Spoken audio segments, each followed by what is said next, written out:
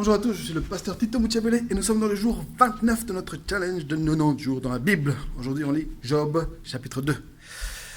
Dans le début du chapitre, on voit comment le diable retourne chez Dieu pour encore demander de tester Job, mettre Job à l'épreuve.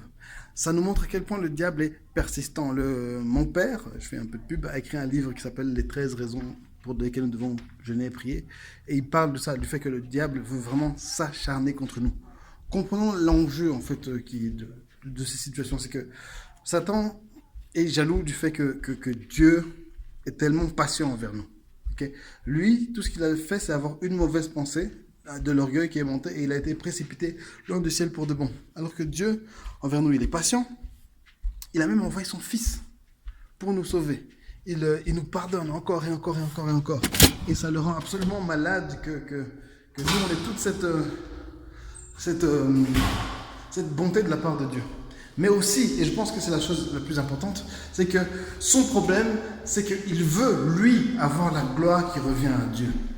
En l'occurrence, Job, c'était quelqu'un qui servait Dieu, qui était reconnaissant envers Dieu, etc., etc.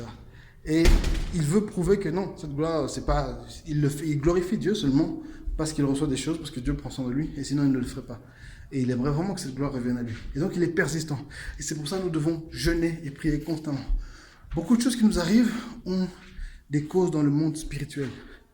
Parfois même les combats que nous avons, l'apôtre Paul nous dit dans Ephésiens chapitre 6 que ce n'est pas avec la chair et le sang que nous luttons. Ce n'est pas contre les gens qu'on doit lutter. Il y a des choses qui se passent dans le monde spirituel. C'est ce qu'on peut aussi voir dans le cas de la femme de Job qui l'encourage à rejeter Dieu. En fait, il ne faut pas s'arrêter à voir le côté matériel. Oui, c'est une mauvaise femme, il doit la rejeter. Non. Encore une fois, c'est le diable qui est en train d'utiliser sa femme pour l'amener à rejeter Dieu. Dans les circonstances auxquelles on fait face, apprenons à avoir le discernement, voir la petite patte du diable qui se tresse et combattre dans le jeûne et dans la prière. Le combat est spirituel. Ensuite, on voit les amis de Job qui viennent pour le consoler, ce qui est bien. Mais après, on va voir que pendant les chapitres suivants, ils vont commencer à l'accabler de questions et de raisonnements pour essayer de prouver qu'il a péché. Et à un moment, Job va dire qu'un homme a le droit au soutien de ses amis, même s'il s'éloignait de Dieu. Comprenons, nous chrétiens, parfois on juge trop, on juge vraiment trop. Mais, allez, même si quelqu'un pêche, même si quelqu'un a tort, il a le droit d'avoir notre compassion. Soyons des gens de compassion, des gens qui aiment. Ok? Bonne journée à tous. Barracuda. Non. Ah! N'oubliez pas trois questions. Qu'est-ce que ce texte m'apprend sur Dieu? Qu'est-ce que ce texte m'apprend sur moi? Et